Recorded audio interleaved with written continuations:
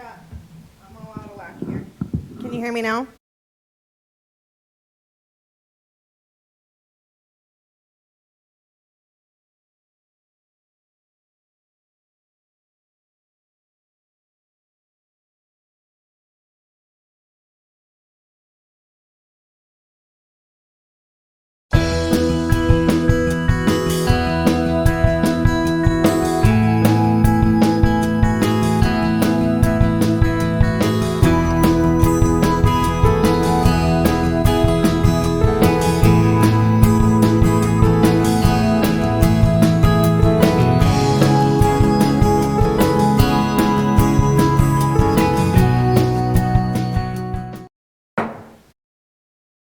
Good evening. In consideration of the current health and safety concerns during the COVID-19 emergency, guidance from the Centers for Disease Control and Prevention, as well as Executive Order 20-91 issued by Governor DeSantis, it is necessary to modify our board meeting process to comply.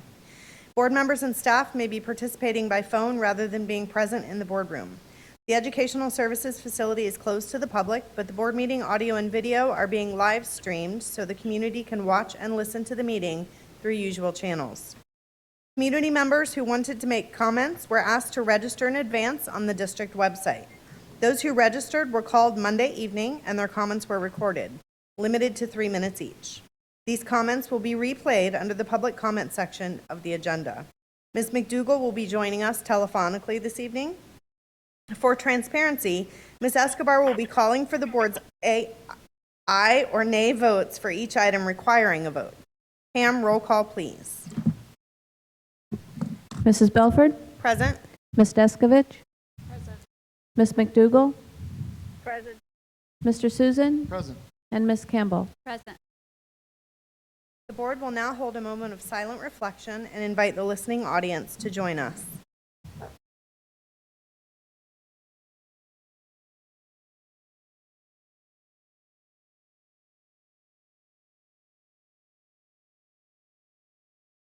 Thank you.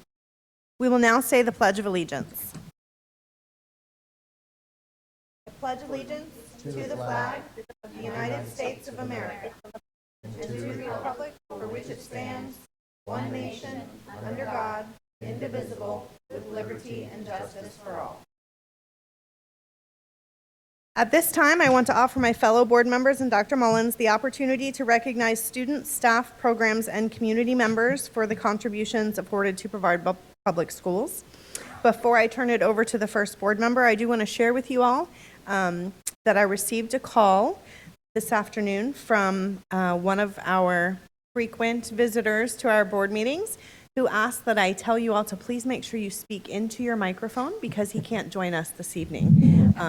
And he had difficulty hearing last time. So it was Mr. Bradley who reached out, who we all know and love, of course, and so we appreciate him letting us know that we need to keep those mics close to us. Ms. Campbell, you want to start since you're down on that end? Yes, I will. I wanted just to mention there's so many people doing such great work, and I noticed that the last time around, you know, we follow the comments. There's people who, oh, what about this group of people? What about this group of people? And I know that we recognize them at an earlier board meeting. So I know we can't hit everybody every time, but there's a few that I just want to point out tonight that we haven't talked about as much. One is the Brevard Schools Foundation, who has continued to do a couple of things. One, continue to meet the needs of our needy students. By this weekend, they were out handing out school supplies and hygiene items, and they're continuing to collect those, as well as their enormous fundraising effort to help us with the money that we collected, that we were asking for from our community to help with the hotspot for our students who don't have internet at home.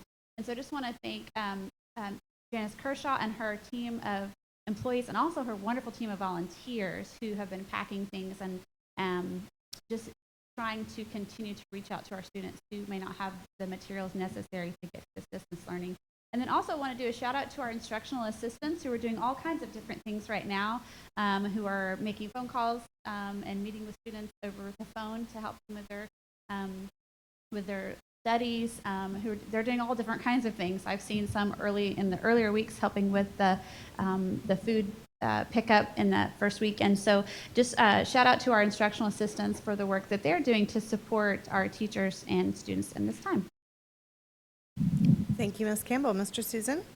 Yeah, first off, I wanted to say thank you to Mr.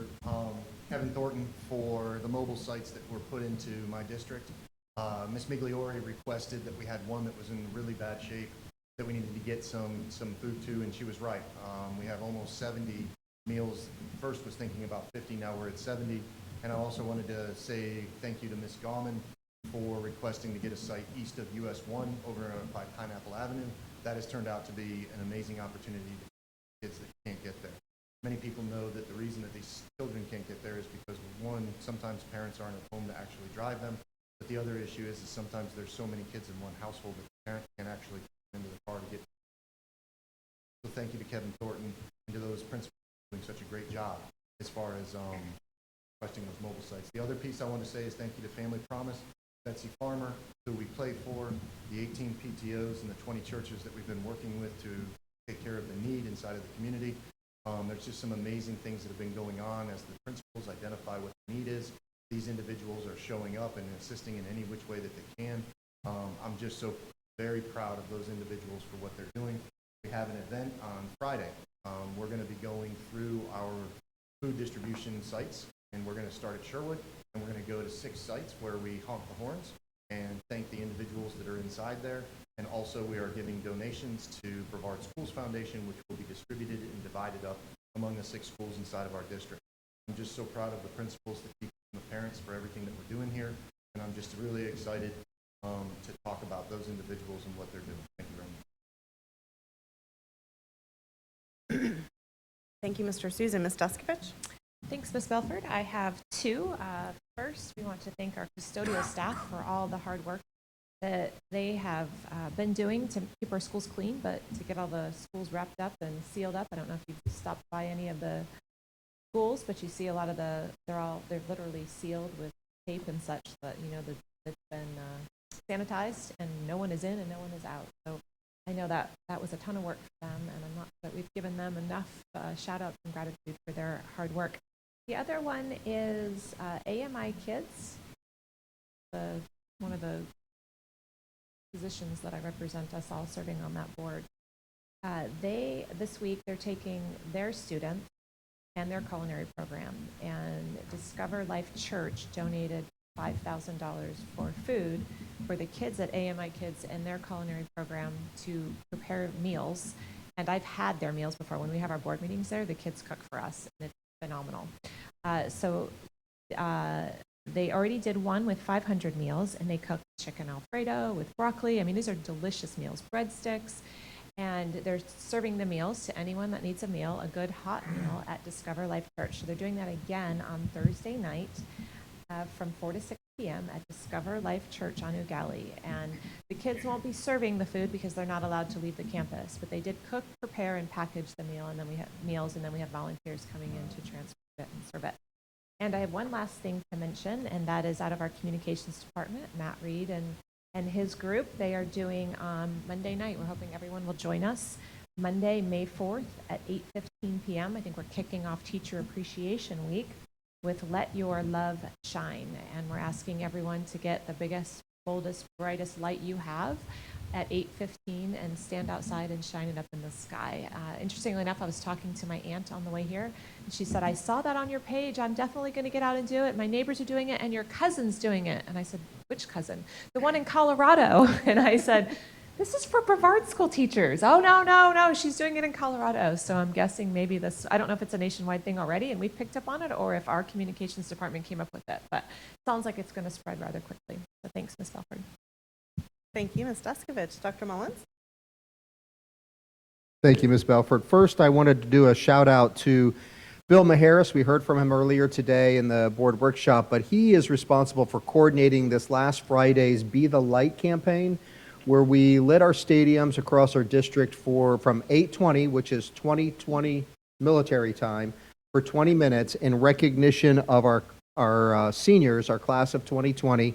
And just want to thank him for putting that together.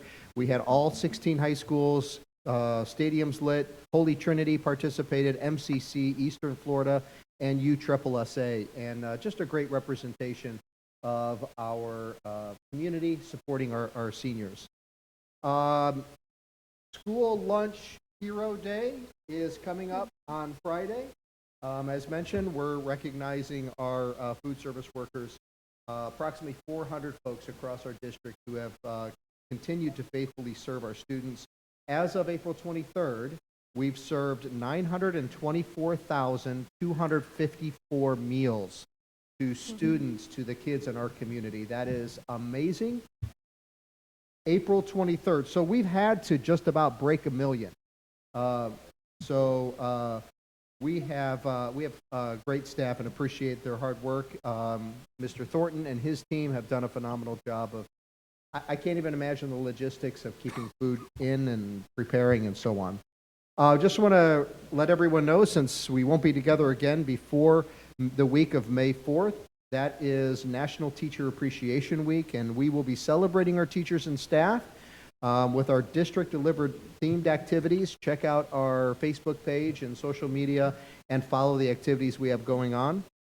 And finally, I want to do a shout-out to Clear Channel Advertising. If you're not already aware, they very generously contributed their digital billboards, also in honor of our class of 2020, during the week of May 18th to 24th, when they would be graduating. So we had to announce, due to logistics, I believe yesterday, that we had to cancel proms for the rest of this year. Very disappointing for our students, but exciting that our community is rallying around alternative ways to recognize our graduating class. So thank you to our community and our staff for recognizing our students. Thank you, Dr. Mullins. And I'm going to piggyback a little bit on that community recognition.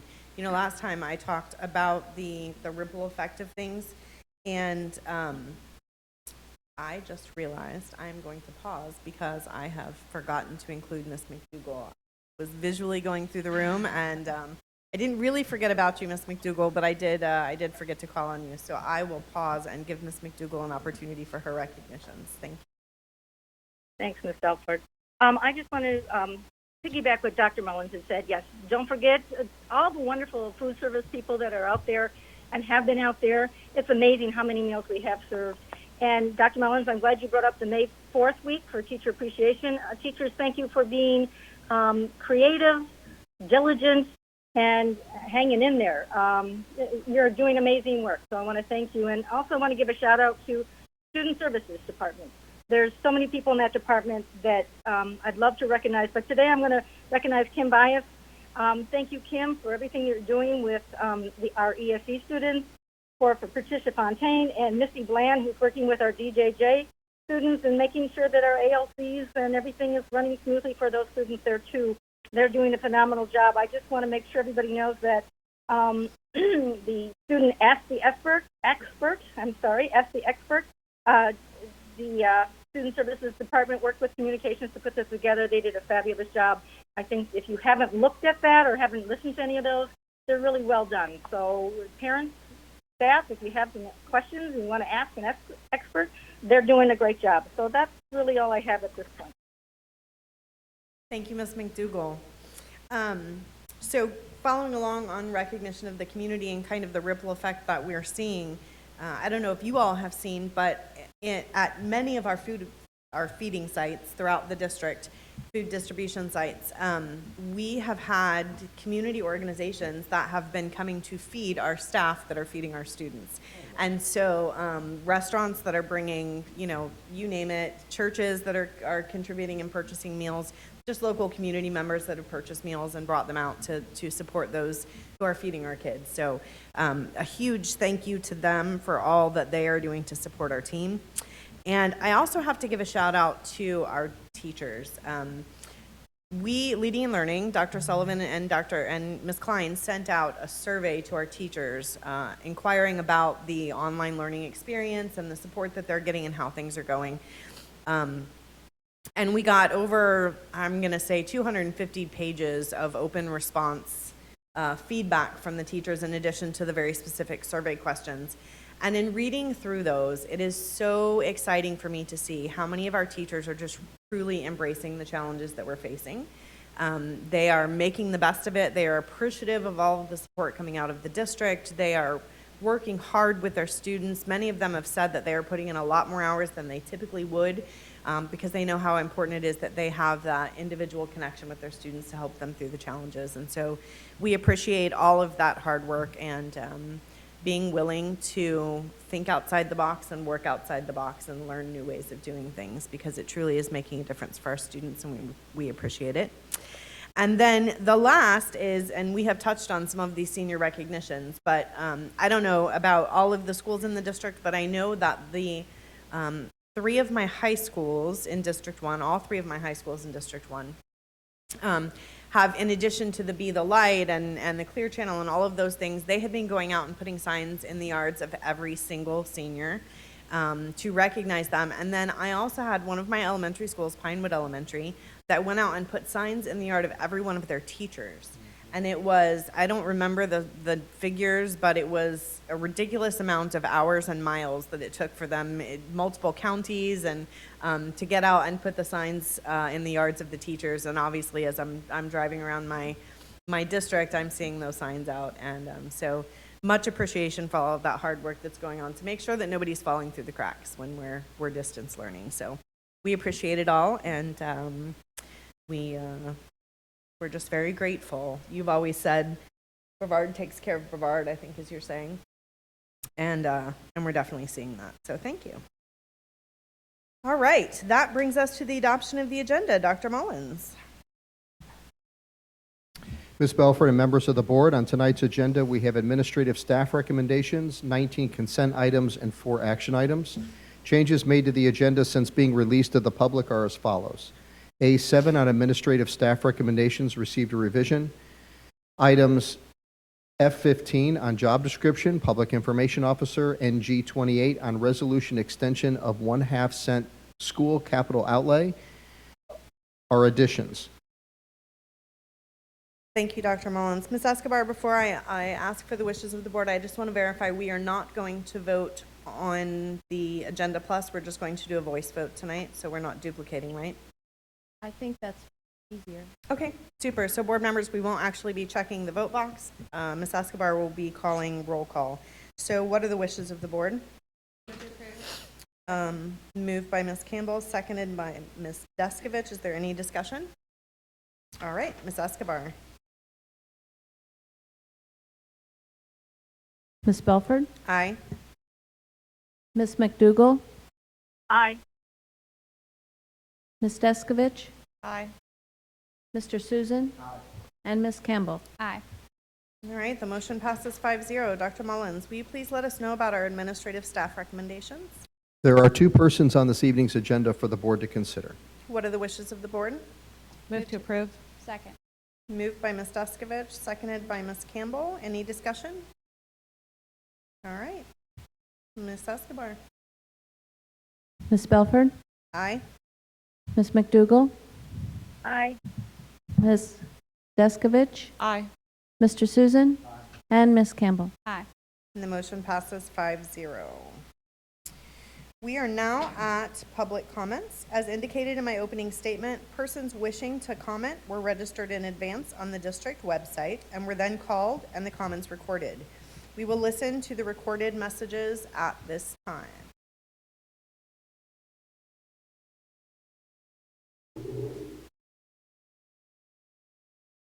All right, good evening, everyone. My name is Susan Han, and I'm the Assistant Superintendent for Brevard Public Schools.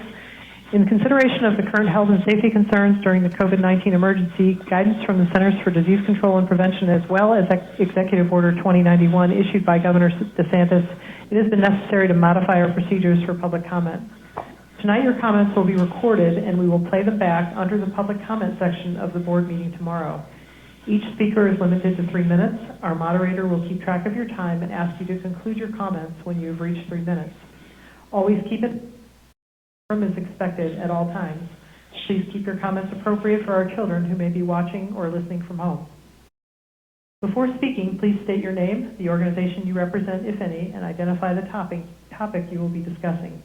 We won't be answering questions on tonight's call, but our staff will follow up with you if you have a question or need a response. Thank you, Ben. Please go ahead. All right, thank you very much. So if you have a comment, go ahead and press 0 now, and our screener will go ahead and get you through to get your public comment. You will have 3 minutes to speak. And as soon as you get put through, I will bring you to the speaker platform and we'll get your comment. So go ahead and press 0 now if you have a comment. Anthony, go ahead with your comment.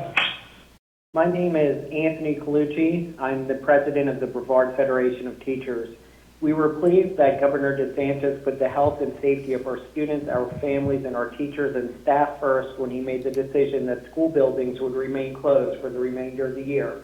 Of course, remote learning is not ideal, and we know our teachers will miss their students, but this is the state when it comes to stopping the spread of COVID-19. We are hopeful that schools will reopen in August. However, the board needs to proactively plan what open schools will look like. In an article called 9 Ways Schools Will Look Different When and If They Reopen, NPR provides key ideas drawn from interviews with public health experts, education officials, and educators from around the country for what reopening might look like. Some of the suggestions include stepped-up measures.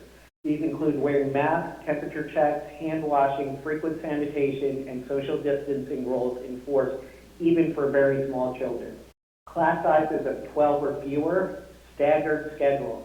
Reducing class size this drastically would probably mean, for example, one group of kids might attend school on Monday, Wednesday, Friday, one week, then Tuesday and Thursday the following week. Or there could be morning and afternoon shifts. No assemblies, sports games, or parent conferences. Continuing remote learning to some degree. Social, emotional, and practical help for kids. Developmental experts say disruption from the pandemic constitutes an adverse childhood experience for every American child. I urge this board to start developing strategies to keep students, staff, and our community safe when we return. It's crucial to begin this effort as soon as possible, as it will require serious planning. It is prudent for the board to meet with public health experts to receive recommendations. From there, be wise to discuss those recommendations with teachers, education support professionals, and administrators to get feedback as to how and if they could be implemented. This is uncharted territory, and this territory is most likely dangerous. This board must start charting a safe course for Brevard County. Thank you. Stay safe, stay calm, stay determined to deliver the best education you can, and stay home. Thank you very much, Anthony. Next, we are going to go to Vanessa. Vanessa, go ahead with your comment. Good evening, Vanessa Skipper, Vice President of I wanted to follow up and thank you for a great workshop last Tuesday. I'm extremely hopeful that we can work together for common sense and sustainable solutions and wanted to recap tonight for those listening. We discussed the focus on improving the mental health of our instructional staff. Teachers are overwhelmed in depression and sometimes to ineffective instruction, or even teachers leaving the profession altogether. We believe that by working together to have district-wide awareness and training, better education for employees regarding access to EAP, and continuing training for administrators, we can get teachers the help that is needed. Additionally, we talked for a second time about the substitute shortage. We know that this shortage causes undue burden on our administrators and our teachers, and in the end, the real losers are our students who are most likely put into an overcrowded because there was no substitute. We need to fix this issue now more than ever. Teachers feel pressured to go to work even when they're sick because they don't want their teammates to have to take on their students when a substitute cannot be found. We need sick teachers to use their sick time to stay home. Some solutions that were discussed were to increase pay incentives for hard-to-fill schools, pay teachers to cover classes, move PD to the summer or teacher workdays, and promote the work our substitutes do. We then discussed health insurance. We feel that there has not been a solid enough discussion of solutions or changes, and that there needs to be a solid timeline for a consideration of a plan for 2022. There is a lack of understanding about our self-funded insurance plan, anger over changes and increases, a belief that we don't have good health insurance, and when we have constant changes, confusion about what's covered and what's not covered. This also leads teachers to avoid health care to save money, and that helps no one. We need transparency on possible solutions change before any decisions are made. We discussed retention. Last year, 530 PS at an estimated cost of $5,918,000. Research tells us that teachers leave because of the lack of a competitive compensation package, lack of training and mentoring, and an overwhelming work environment. The solution to compensation is obvious. If our compensation schedule is more lucrative than anywhere else in Florida, then teachers will think twice before leaving. We need more mentors and more support for our new and early career teachers at the school site. We need to lighten up on data-obsessive programs and return to teaching than monitoring numbers produced by a computer. And we need more administrators who truly value their teachers. Teachers want to feel that their opinion is heard and matters, and they want an administrator who is flexible and not rigid in beliefs or expectations. We'd like to partner with BPS to spotlight administrators who are keeping high. We want an effective and caring educator who feels valued in front of every student in every desk in every classroom in Brevard, and we can do that if we work together. Thank you.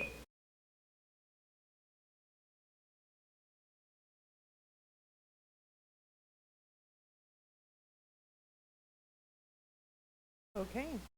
Thank you very much, Mr. Francisco, for making sure that we can get our public comment plugged in there. And thank you to Sue Han for facilitating the comments last evening.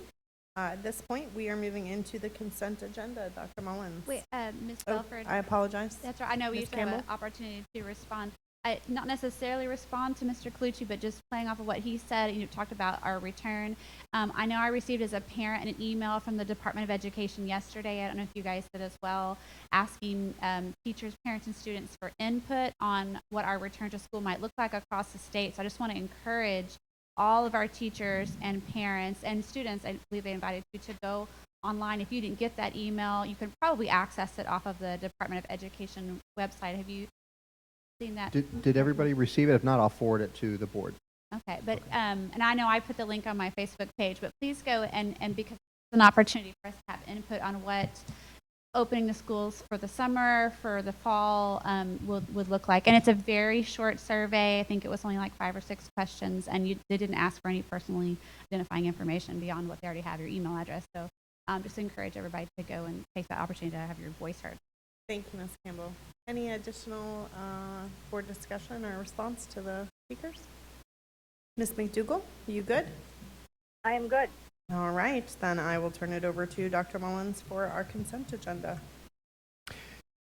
There are 19 agenda items under this category. Thank you, Dr. Mullins. Does any board member wish to pull any item? Okay, then I will entertain a motion to accept the consent agenda as presented. So moved. Moved by Ms. Descovich, seconded by Ms. Campbell. Is there any discussion? All right, then I will call the vote. Ms. Escobar?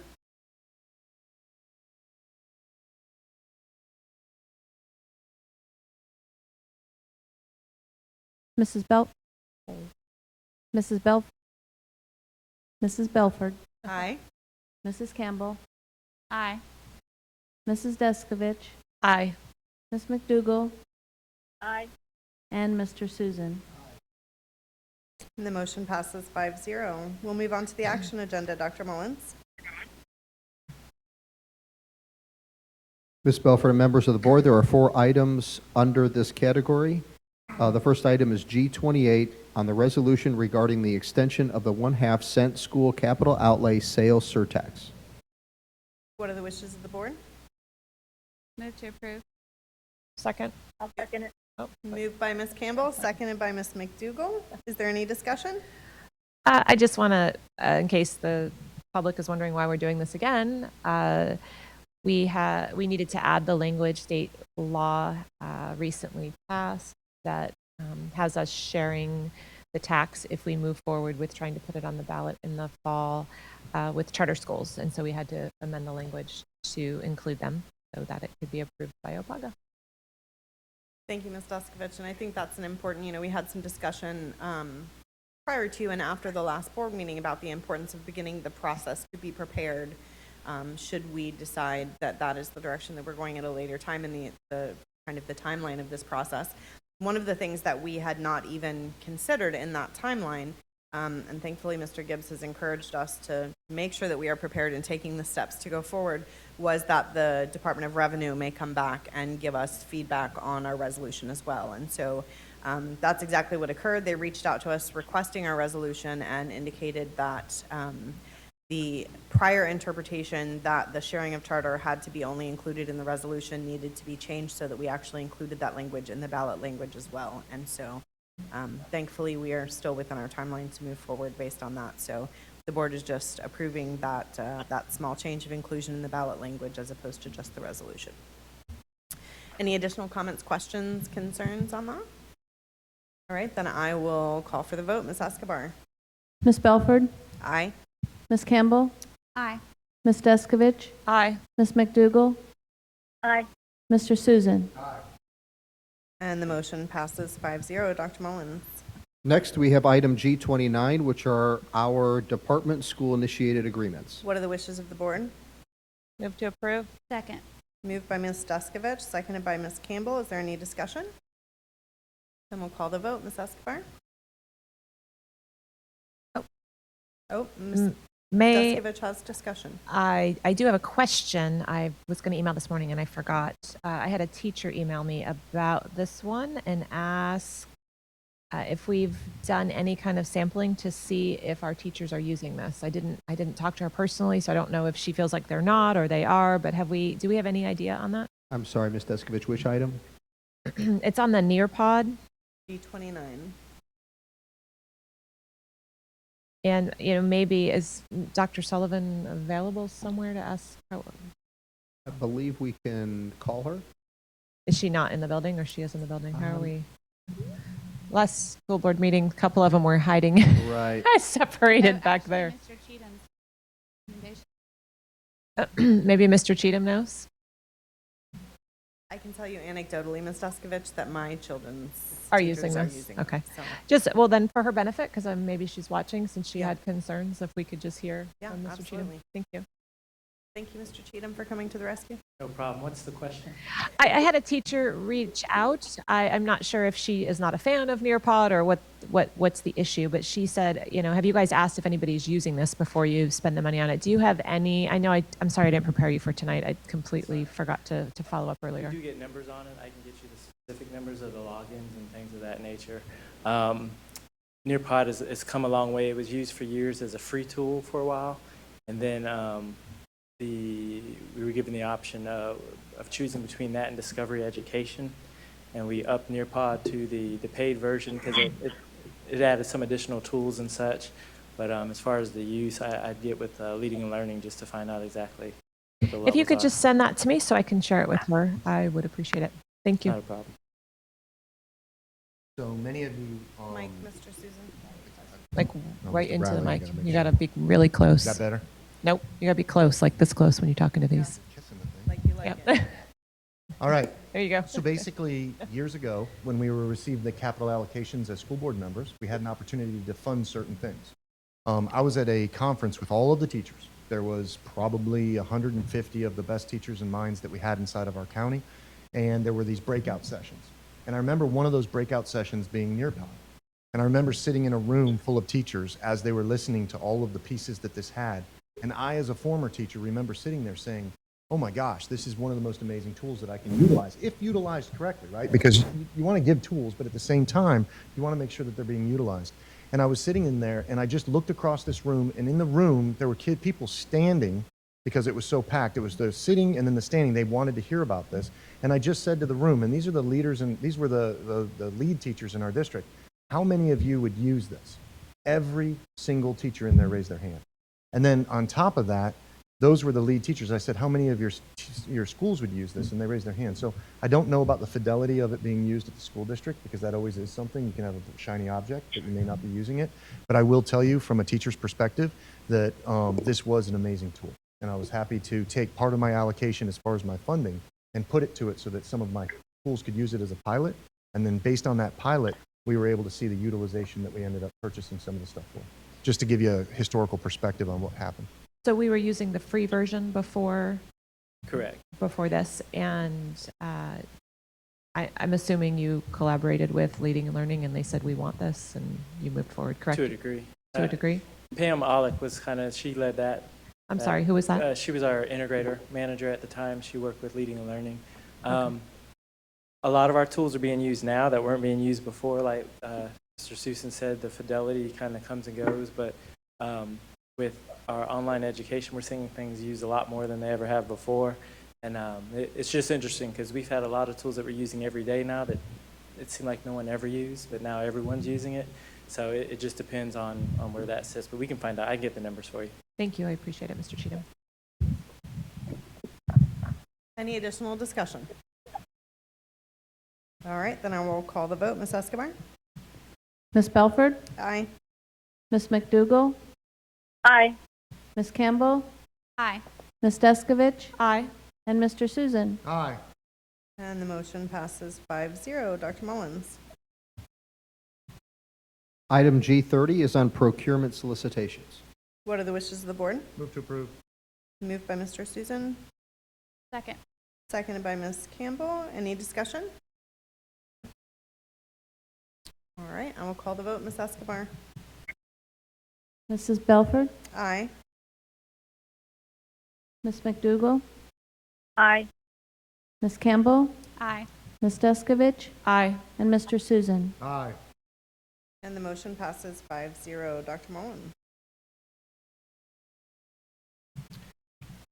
Item G31 is on entry of final order in Brevard County School Board versus Lisa Lemieux, DOA case number 19-2194 TTS. What are the wishes of the board? Move to approve. Second. Moved by Mr. Susan, seconded by Ms. Descovich. Is there any discussion? All right, I will call the vote. Ms. Escobar?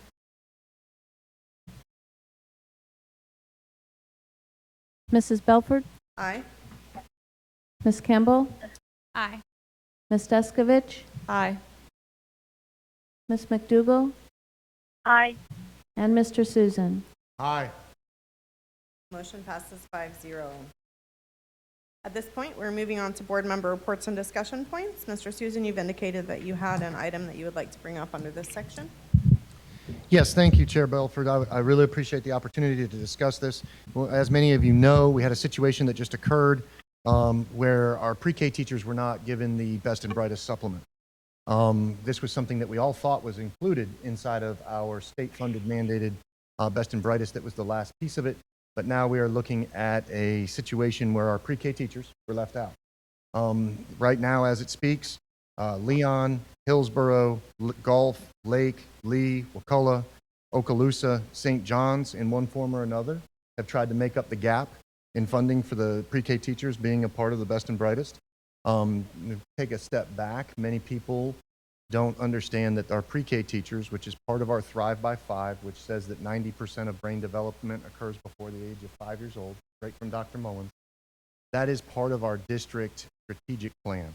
And currently they are left out because they are not considered a classroom teacher under the K through 12 strategic plan and definitions of a teacher. So what ends up happening is, once again, our pre-K teachers, who just as much as any other teacher sit inside of the meetings, go through the faculty meetings, are a part of the strategic plan, are left out. And many of our other districts are looking forward to finding a way to keep them, because what's happening in our district is right now many of them are applying because they are certified to teach K through 3. So many of them are teaching, they're applying to take those other teaching classes, which is going to leave our pre-K decimated. And the reason for that is not only are they left out of best and brightest, but also they are forced to retire early based upon their role as not being a classroom teacher. So there's other issues that are out there, but what I wanted to bring up, and I've asked this in the past, is how much it actually costs to fund if we were to give our pre-K teachers a bonus or a stipend of some sort, to tell them that we care about them and show them what we as a district have said is part of our strategic plan and what we were moving forward. If other school districts can do it, I think we can. I looked at the numbers. If you take the schools that are sitting out there currently that are best and brightest eligible, we stand, if every single pre-K teacher inside there, roughly 54 at $1,600. A best and brightest check runs roughly at about $86,400 if every one of them was eligible, and I don't think they are. But if they were, that would be the case.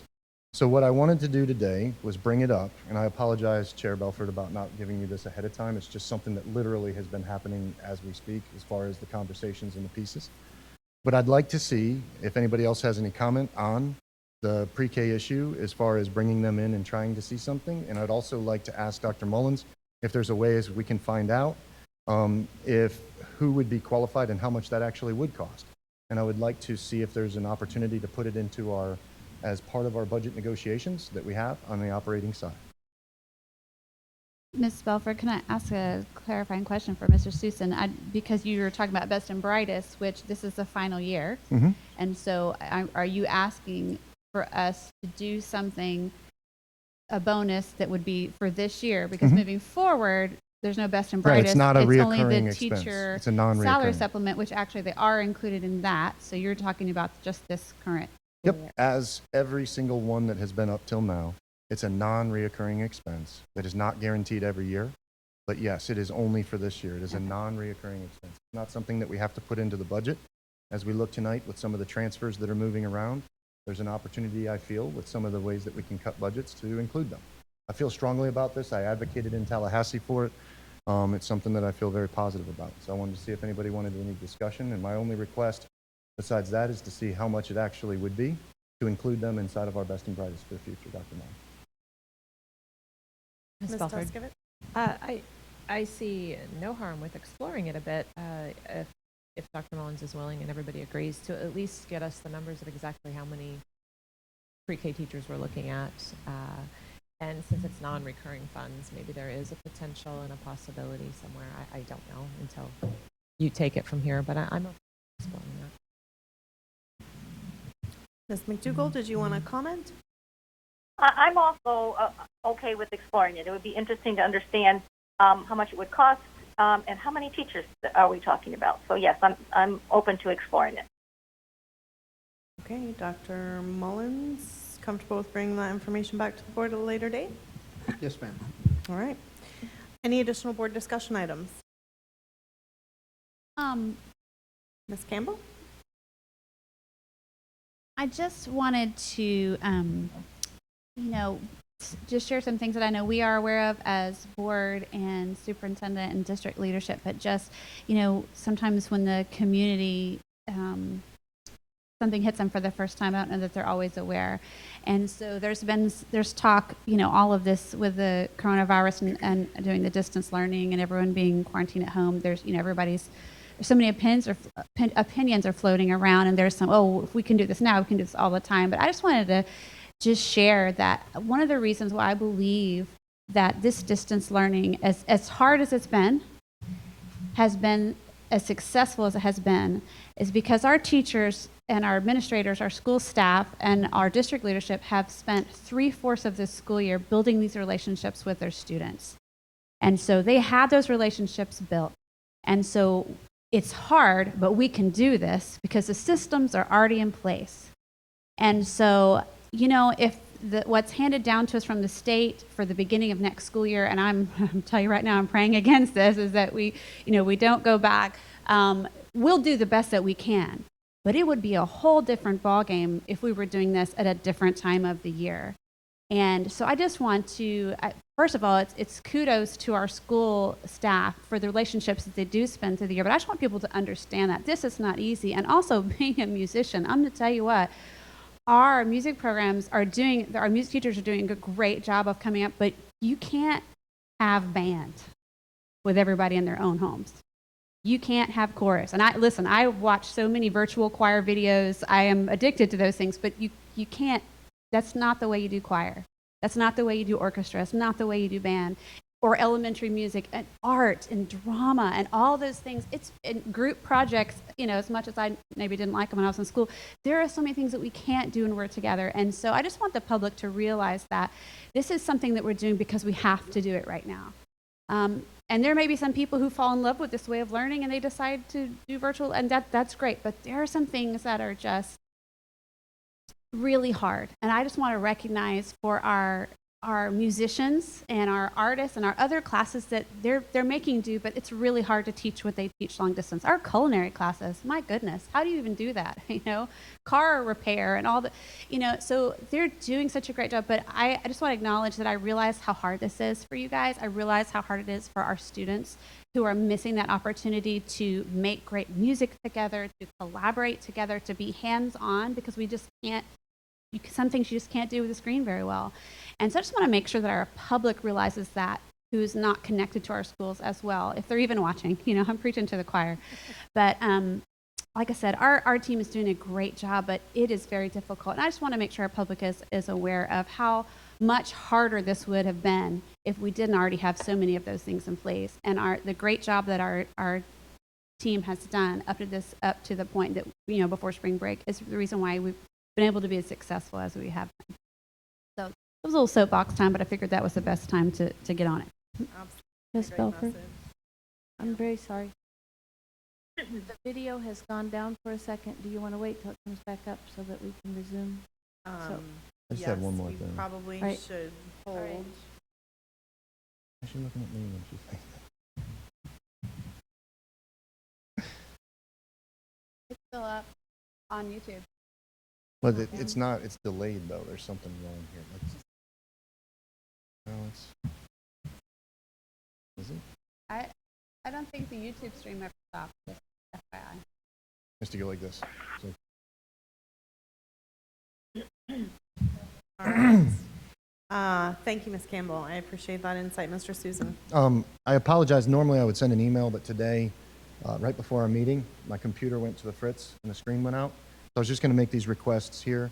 I was going to ask, we're in the budget, if I could get all $500 plus expenses by cost center and description going back from 17, 18, 18, 19, and 19, 20 up to date. Also a cost. Hold on, Mr. Susan. Can you repeat that? Because I didn't even Sure. understand what you're asking for. So one of the things that I requested in the past and said that we would eventually get there is to ask for all $500 or more expenses by cost center and description. Does that make sense for the whole budget? Since 2017, 2018. 17, 18, 18, 19, 19, 20. It's not something that's going to happen overnight, but we can at least start with this year's budget going back. And the main reason that I was asking for it is that we've done it in the past, and it shows a breakdown of each one of the cost centers and what they've been spending their money on, basically. The other thing I would like to do is make a cost breakdown of the COVID-related savings, which I think we touched on inside the meeting. But if we could start putting that together as far as what we're saving on a regular basis, that would be good too. That's it. And I would do that normally in email, but because I don't have the ability to get to all you guys in the next couple of days, that's all. Thank you. Thank you, Mr. Susan. Any additional board discussion?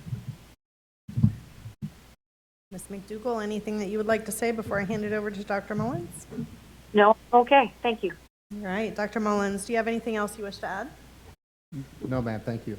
All right, there being no further business, this meeting is now adjourned.